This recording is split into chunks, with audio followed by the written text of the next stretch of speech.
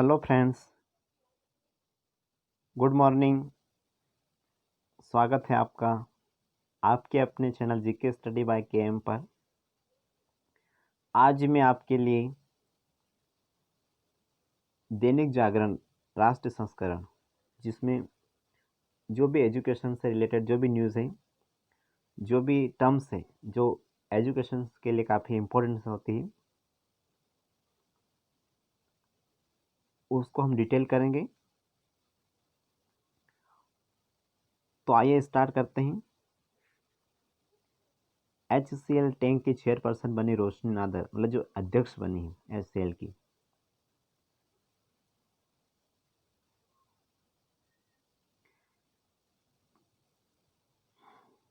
कल हमारे पीएम मोदी ने यूएन में जो भाषण दिया, संबोधन, संयुक्त राष्ट्र की आर्थिक और सामाजिक परिषद की बैठक में रखी अपनी बात। यानी कि जो यूएन की जो आर्थिक और सामाजिक परिषद की बैठक, उसमें कल उन्होंने अपना संबोधन दिया, जिसमें उन्होंने कुछ इम्पोर्टेंट बातें कही, जैसे कि आयुष्मान भारत सहित अन्य कल्याणकारी योजनाओं की जानकारी उन्होंने दी।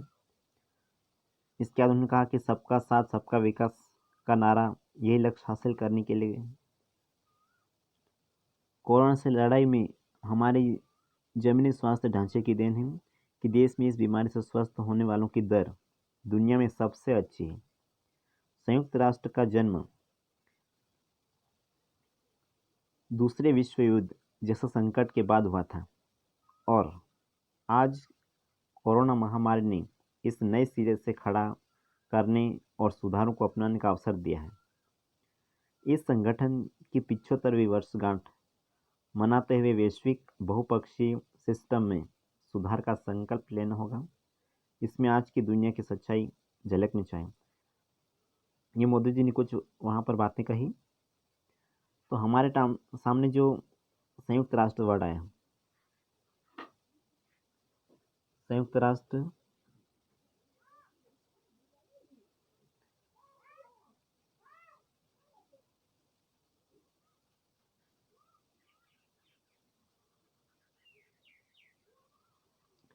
संयुक्त राष्ट्र जो वर्ड आया हम, यानी कि यूएनओ की जो स्थापना हुई वो 24 अक्टूबर 1945 को हुई थी।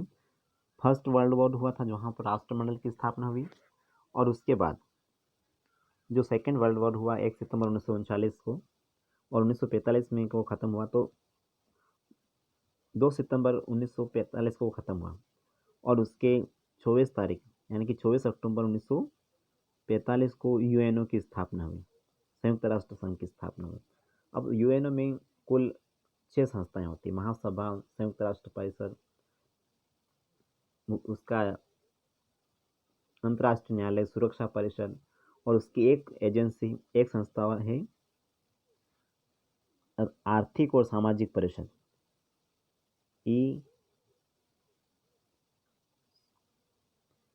इकोनॉमिक सोशल कमीशन, जो कि उसकी एक संस्था है।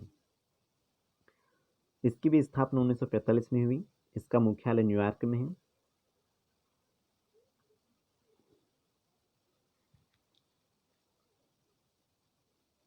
यहाँ पर जो सदस्य हैं उनकी संख्या अगर हम देखें,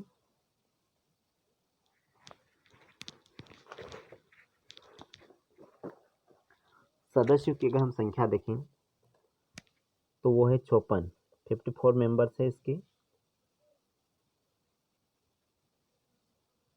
54 मेंबर्स इसमें हैं। इनके जो सदस्य होते हैं उनका कार्यकाल 3 वर्ष का होता है।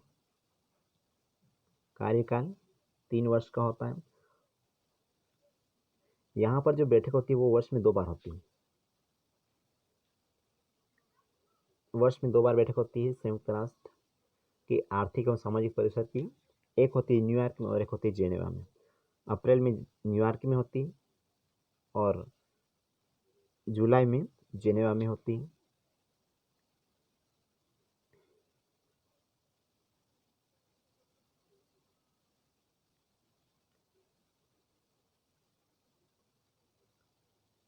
तो अभी इसके जो अध्यक्ष है वो है सिल्वी ल्यूकस।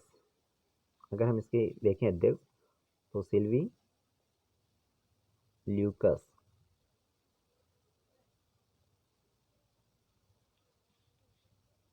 तो इस तरह से ये हमारा संयुक्त राष्ट्र की आर्थिक और सामाजिक परिषद में जो मोदी जी ने कल कहा। यहाँ पर आयुष्मान भारत योजना की बात हुई। तो 28 सितंबर 2018 को इसकी शुरुआत हुई और इसमें ये टारगेट रखा था कि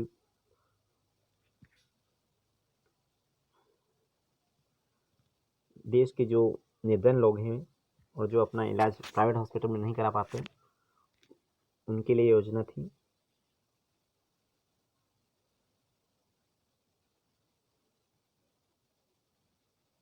राजस्थान में केंद्रीय मंत्री पर एफआईआर, ये हमारे लिए इम्पोर्टेंट नहीं है। बीसीसीआई पर 4800 करोड़ रुपए का जुर्माना, क्योंकि जो डेक्कन चार्जर्स टीम थी उस पर उन्होंने मतलब वो कर दिया था, हटा दिया था आईपीएल से। इस कारण बीसीसीआई की हम बात करें तो भारतीय क्रिकेट कंट्रोल बोर्ड, जिसकी स्थापना 1928 में हुई थी, वर्तमान में इसके अध्यक्ष हैं सौरव गांगुली। दिसंबर 1928 में, दिसंबर 1928 में इसकी स्थापना हुई थी बीसीसीआई की।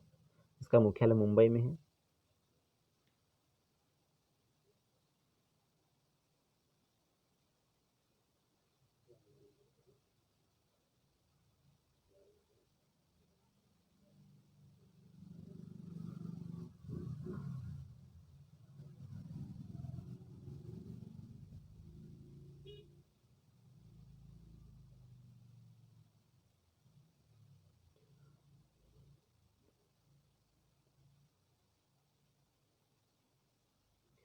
यहाँ पर एक न्यूज़ है,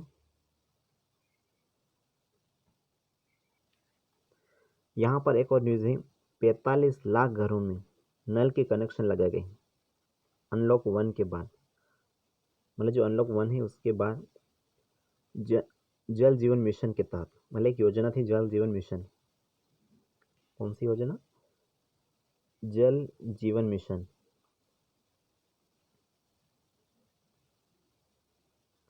जल जीवन मिशन योजना के तहत 45 लाख घरों में नल के कनेक्शन लगाए। इसकी स्थापना अगस्त 2019 में हुई थी। अगस्त 2019 में इसकी स्थापना हुई थी। जल शक्ति मंत्रालय इसको संभालता है और इसके तहत जो टारगेट था 84,83,000 ग्रामीण घरों में नल कनेक्शन दिए गए हैं अभी तक। यहाँ पर भारत के कड़े रुख से पाकिस्तान जाधव से फिर मिलवाने को हुआ तैयार। ये विदेश मंत्री जो कुरैशी है उन्होंने ये मतलब बयान दिया है। यहाँ पर एक वर्ड्स आया है अंतर्राष्ट्रीय कोर्ट।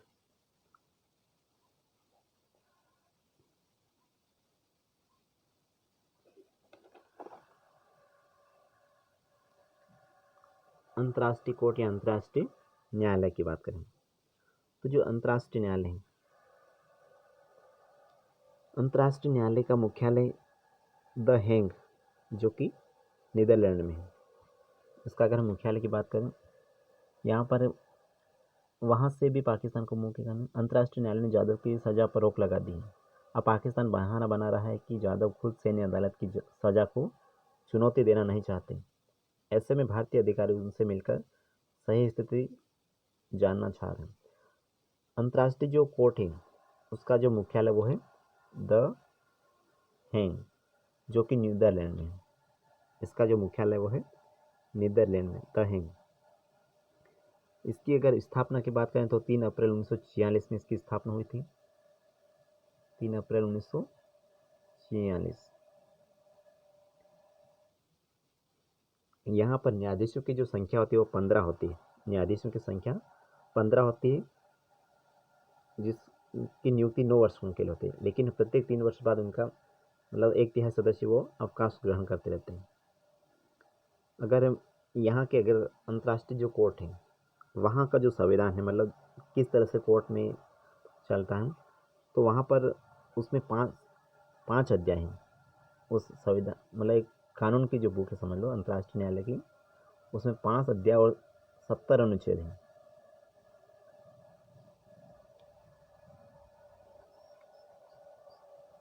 यहाँ अगर हम कोर्ट अगर कोई फैसला देती है या कोर्ट फैसला सुनती है तो वो किस लैंग्वेज में, तो ये फ्रेंच और अंग्रेजी, फ्रेंच तथा अंग्रेजी, इन दो भाषाओं में ये फैसले सुनाती हैं या सुनती हैं कोर्ट।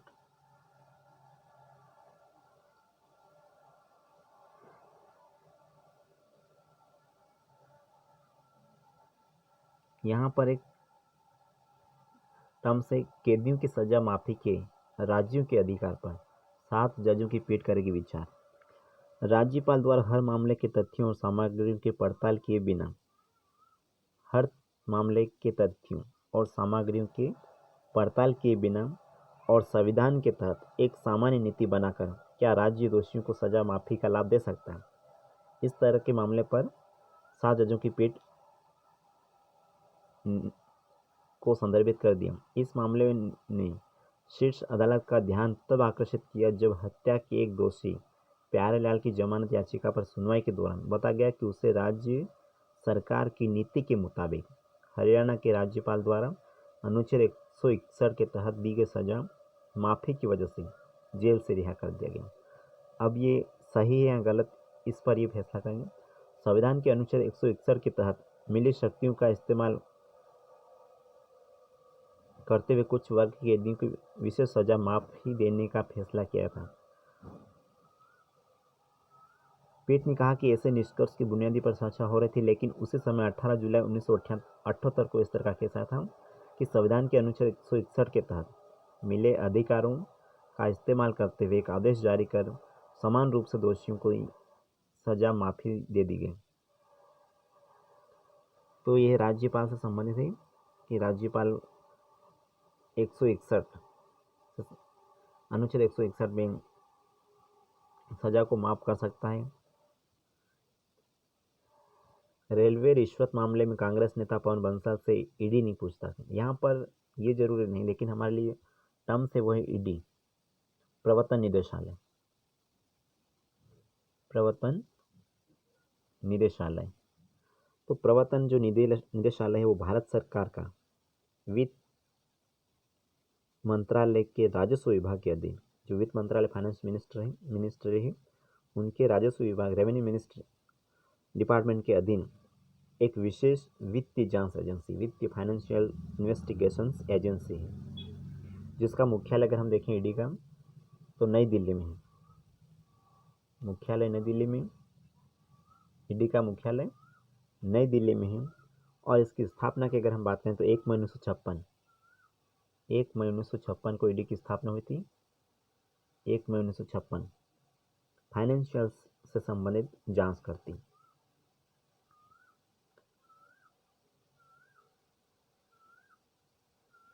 और यहाँ पर एक और सब टर्म से बंगाल में भाजपा विधायक की मौत की सीबीआई जांच को पत्नी पहुंची हाईकोर्ट। हमारे लिए यहाँ पर सीबीआई जरूरी। सीबीआई आपराधिक एवं राज्य की जो सुरक्षा से जुड़े हुए भिन्न भिन्न प्रकार के जो मामलों की जांच करती, मतलब आपराधिक और राज्य की सुरक्षा से संबंधित जो मुद्दे आते हैं उनकी जांच करती हैं। अगर हम सीबीआई की बात करें तो इसकी स्थापना 1 अप्रैल 1963 को हुई थी। 1 अप्रैल 1963 को इसकी स्थापना हुई थी। इसका मुख्यालय भी नई दिल्ली में है। 1 अप्रैल 1963, ये डेट याद रखना आपके लिए बहुत ज़रूरी है।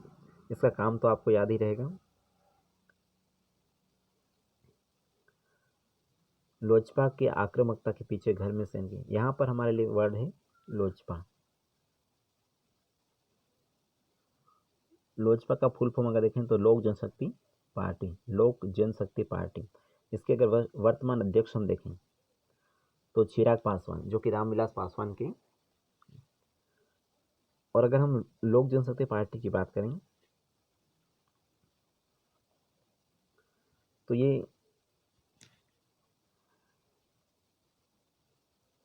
लोक जनशक्ति पार्टी की स्थापना 2000 में हुई थी। लोग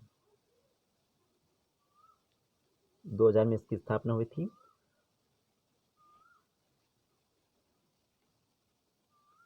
और अगर इसके संस्थापक अध्यक्ष मतलब इसकी स्थापना किसने करी थी, तो इसकी स्थापना रामविलास पासवान ने की थी। रामविलास पासवान ने।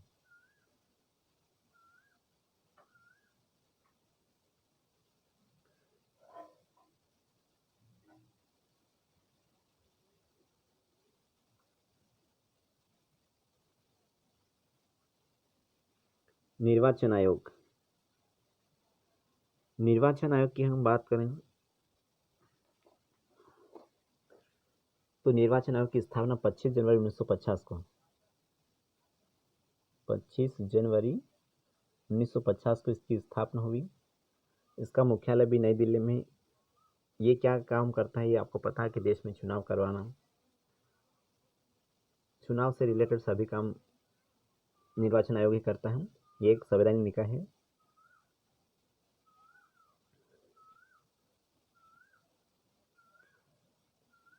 अंतिम संस्कार के वैकल्पिक तरीकों की मांग संबंधी याचिका एनजीटी में खारिज। एनजीटी, यहाँ हमारे लिए वर्ड जो आया है वो एनजीटी, नेशनल ग्रीन ट्रिब्यूनल, राष्ट्रीय हरित प्राधिकरण।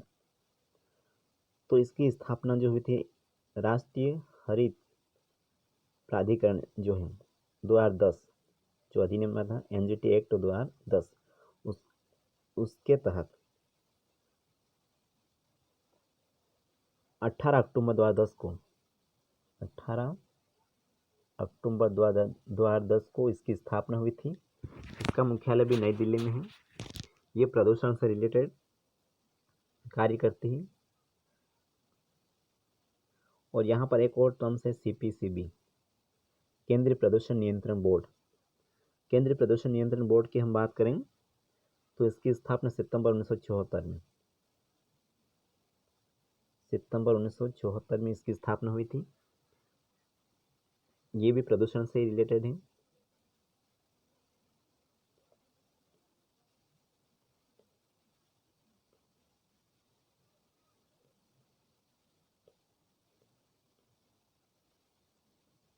मध्य प्रदेश में कांग्रेस विधायक का इस्तीफा, भाजपा में शामिल एक और विधायक। टोटल 26 मेंबर्स हैं जिन्होंने इस्तीफा दे चुके हैं। कांग्रेस जो विधायकों की संख्या 90 पर आ चुकी है।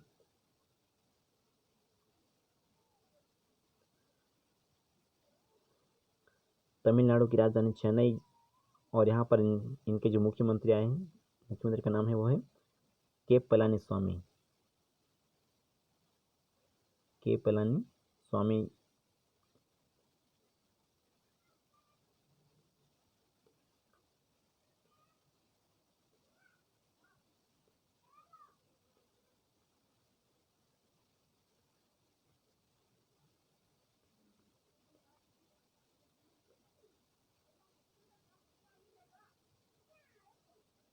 बंगाल की मुख्यमंत्री ममता बनर्जी ये।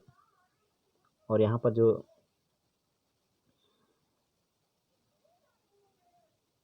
कुछ खास नहीं, सीएम याद रखना है ममता बनर्जी।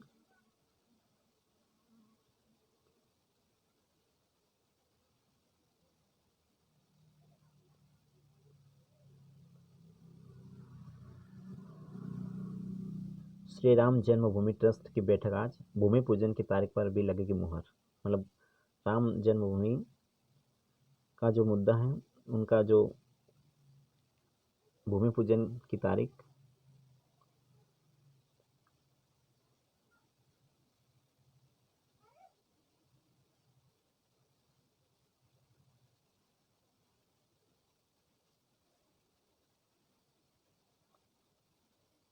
यहाँ पर एक शब्द 70 साल बाद, यानी कि आज़ादी के 70 साल बाद बिजली पहुंची है दक्षिण कश्मीर के शोपियां जिले के केलर क्षेत्र में। दक्षिणी कश्मीर का एक क्षेत्र है शोपियां जिले के केलर क्षेत्र।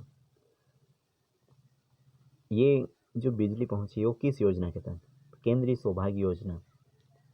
केंद्रीय सौभाग्य योजना के तहत ये बिजली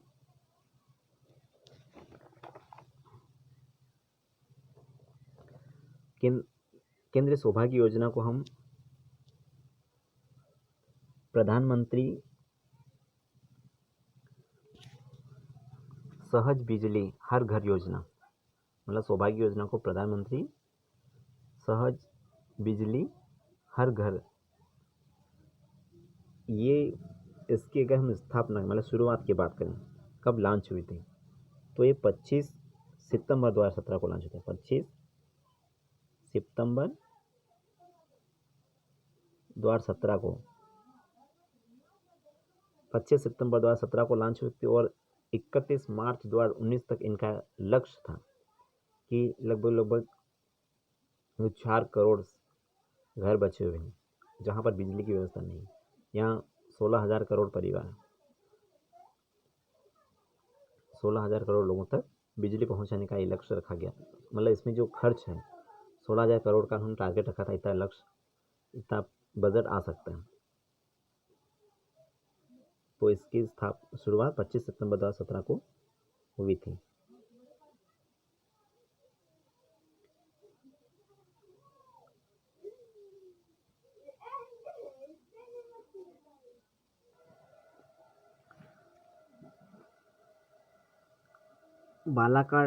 बालाकोट और शर्म अल शेख में अंतर समझता है पाकिस्तान जयशंकर। ये हमारे यहाँ के विदेश मंत्री मतलब सचिव हैं, विदेश मंत्री जयशंकर ने दिया है। चीन ने पारसू नदी के दोनों ओर बनाए सड़कें और पुल। पारछू नदी के बारे में हम यहाँ पढ़ना। पारछू नदी तिब्बत से होकर निकलती है।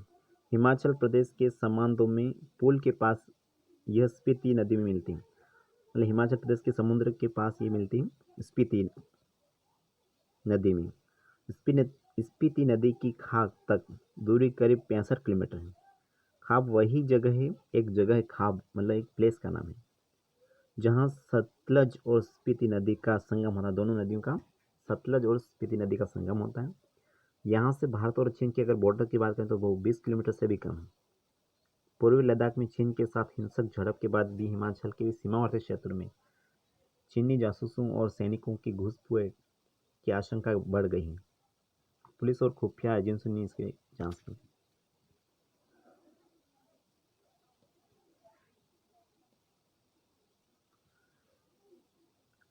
यहाँ पर एक नंबरों की खतरनाक होड़। जब दुनिया बच्चों को रटने से हटाकर रचनात्मक बनाने पर लगी है, तब हम परीक्षा को आसान बनाकर बेहतर नंबर देने में लगे। जो अभी जो 10th और 12th का जो रिजल्ट आया हम, और वहाँ पर जिस तरह से CBSE के 12वीं के नतीजे में इस वर्ष 38,000 से भी अधिक छात्रों के 95% से ज़्यादा नंबर, 38,000 स्टूडेंट्स के। और पिछले वर्ष यह आंकड़ा 17,000 था। 90% से ज़्यादा अंक देखें तो 1,58,000 छात्रों के, यानी कि CBSE में। पिछले साल ऐसे छात्रों की संख्या 54,000 थी। पिछले साल का टॉपर 1 नंबर की कमी से 100% नंबर पाने में रह गया था। तो यहाँ पर यही कहा गया है कि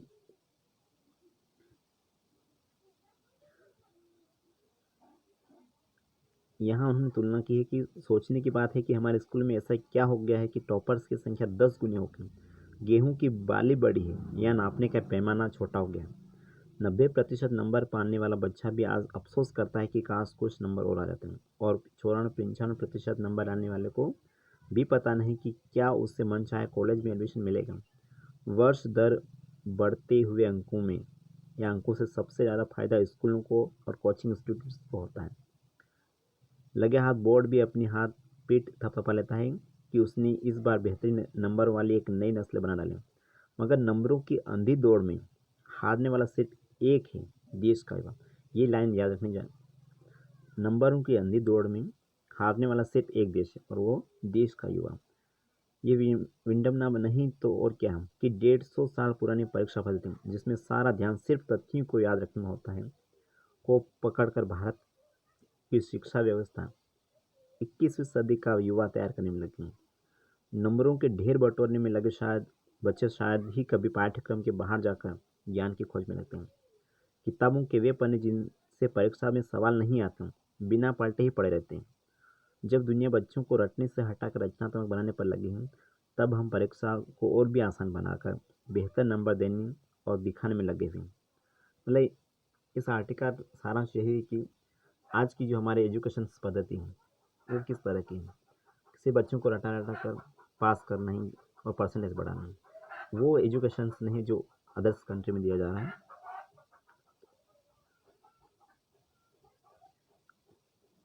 हिंदुओं के दामन पर अमान पाकिस्तान, जो पाकिस्तान में पहला हिंदू मंदिर बनने वाला था, श्री कृष्ण मंदिर, उसका निर्माण कार्य की बात कर रहे हैं।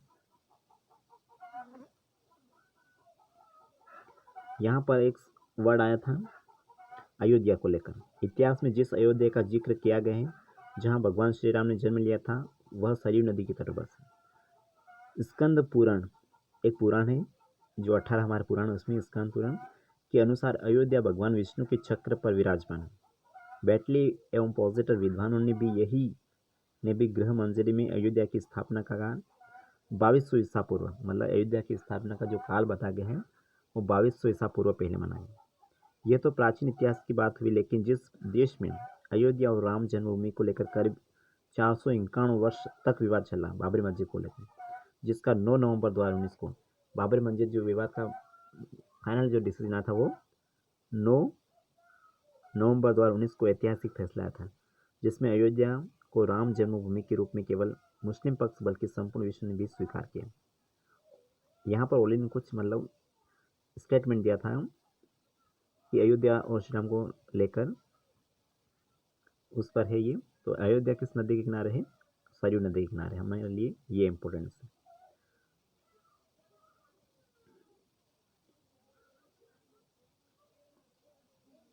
कोरोना को लेकर ही श्रमिकों पर हो राष्ट्रीय विमर्श।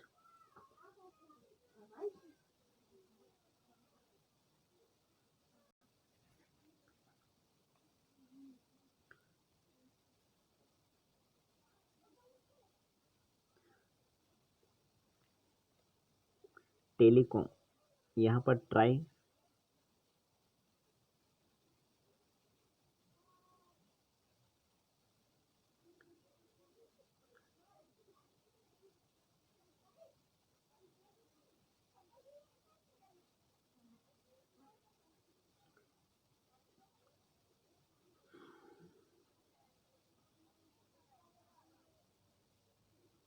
ये ट्विटर अकाउंट है मामले की FBI ने शुरू की जांच।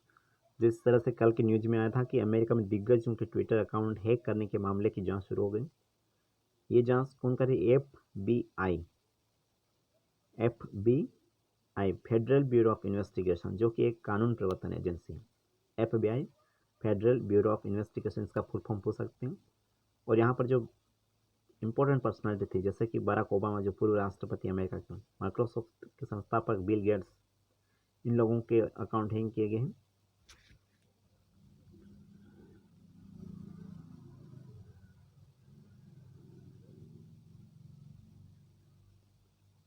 यहाँ पर आया है टोक्यो ओलंपिक की स्थल तय। अगले साल होने वाले टोक्यो ओलंपिक के 42 स्थल तय हो गए और प्रतिस्पर्धा का जो कार्यक्रम है वही रहेगा जो इस साल रहने वाला था। खेल ग्राउंड और मुख्य मीडिया सेंटर भी तैयार किए गए हैं।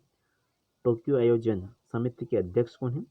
अभी जो टोक्यो आयोजन समिति यानी कि जो 2020 में जो ओलंपिक होना था वो कहाँ पर होना था? टोक्यो यानी कि जापान में। तो जो अध्यक्ष बना है वो है योशिरो मोरी और सीईओ कौन है? तोशिरो मुतो ने, जो अंतर्राष्ट्रीय ओलंपिक समिति के सदस्यों को शुक्रवार को एक संदेश में ये जानकारी दी। अब हमारे लिए अंतर्राष्ट्रीय ओलंपिक कमेटी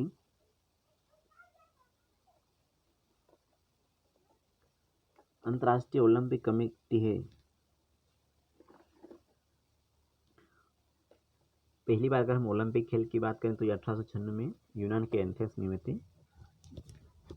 बैरोन पियर डी कोपार्टिन के मतलब की वजह से स्टार्ट हुए थे। अगर हम यहाँ पर एक वर्ड आया है IOC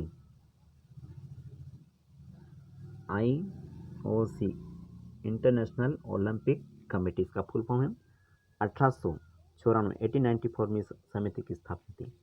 1894 में इसकी स्थापना हुई थी। इसका जो मुख्यालय वो सखोन हाँ सॉरी, सखून में इसकी स्थापना हुई थी, और जो इसका मुख्यालय है वह लुसाने में, लुसाने जो कि स्विट्जरलैंड में, लुसाने स्विट्जरलैंड में इसकी स्थापना हुई थी।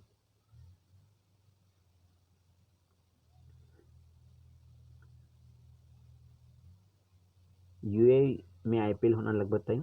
जो भारतीय क्रिकेट कंट्रोल बोर्ड बीसीसीआई ने लगभग तय किया है कि मतलब अगर T20 वर्ल्ड कप नहीं होता है तो अगले साल, तो इस साल अक्टूबर नवंबर के आसपास आईपीएल लीग यूएई में, संयुक्त अरब अमीरात में होने की इन्होंने बात कही अभी तक।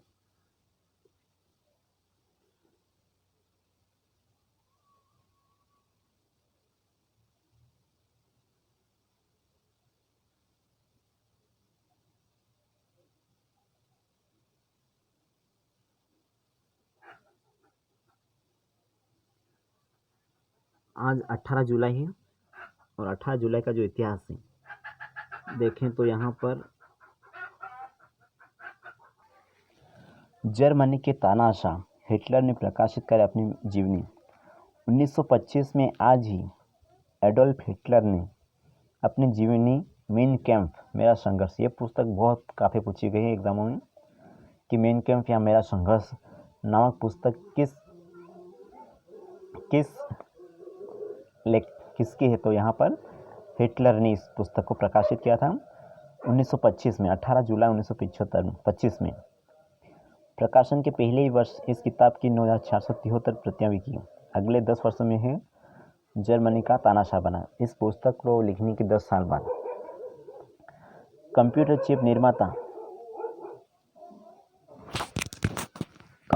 चिप निर्माता कंपनी इंटेल का हुआ गठन। जो इंटेल कंपनी है उसका गठन आज ही के दिन हुआ था 18 जुलाई 1968 में। आज ही इंटेल का गठन अमेरिकी इंजीनियर गॉर्डन मूर और अमेरिकी भौतिक शास्त्री रॉबर्ट नॉयस ने किया। शुरुआत में इसका नाम NM इलेक्ट्रॉनिक्स था। सेमीकंडक्टर चिप बनाने वाली दुनिया की दूसरी सबसे बड़ी कंपनी है। 2019 की फॉर्च्यून 500 सूची में 43वें स्थान पर रही थी।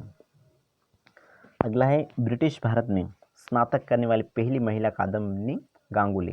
ये विविध का प्रश्न है और ये बहुत ज़्यादा पूछा जाता है और इस बार अभी सुर्खियों में। जिस समय देश अंग्रेजों का गुलाम था और लोग अपनी मर्जी के मुताबिक कुछ भी करने से डरते थे, उस समय कादम्बिनी गांगुली ने शिक्षा के क्षेत्र में अपूर्व कामयाबी हासिल की। उनका जन्म 1861 में आज के दिन यानी कि 18 जुलाई 1861 में आज ही के दिन बिहार के भागलपुर में हुआ। दक्षिण एशिया में पश्चिमी चिकित्सा पद्धति में प्रशिक्षण लेने वाली वह पहली महिला थी। उस समय उनकी पढ़ाई और नौकरी को उच्च कुलीन वर्ग में काफ़ी बुरा वाला कहा गया, लेकिन उन्होंने परवाह नहीं की। जीवन भर महिलाओं की शिक्षा के लिए लड़ती रही। 7 अक्टूबर 1923 को कोलकाता में उनका निधन हो गया।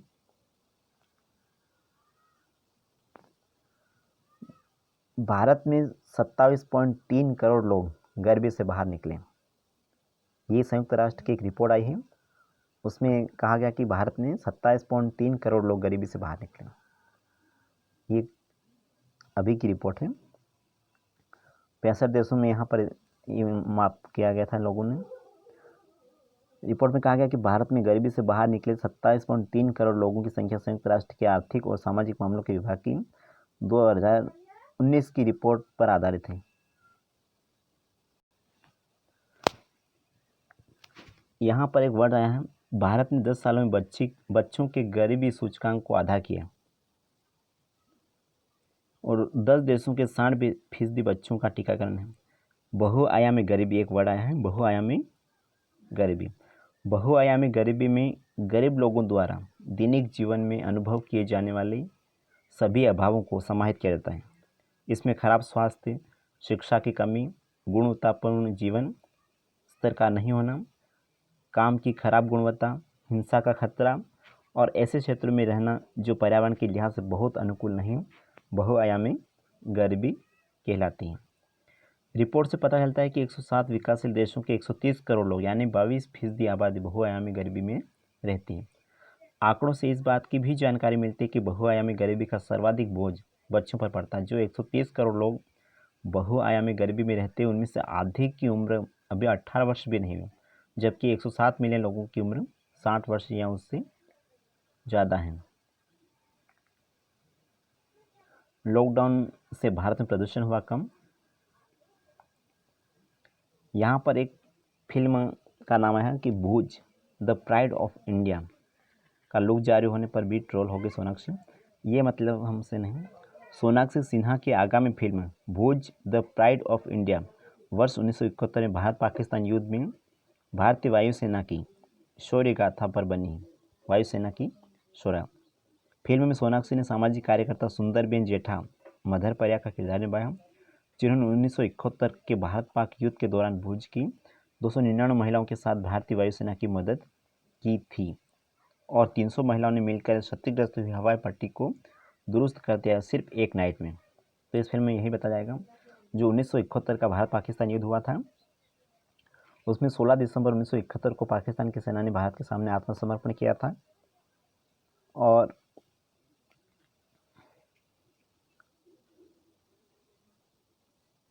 उन्नीस के इस युद्ध के बाद ही पूर्व भारत यानी कि पूर्वी पाकिस्तान जो कि आज बांग्लादेश, वो 1972 में ही बना था इसी युद्ध के बाद। तो thanks friend watching this video.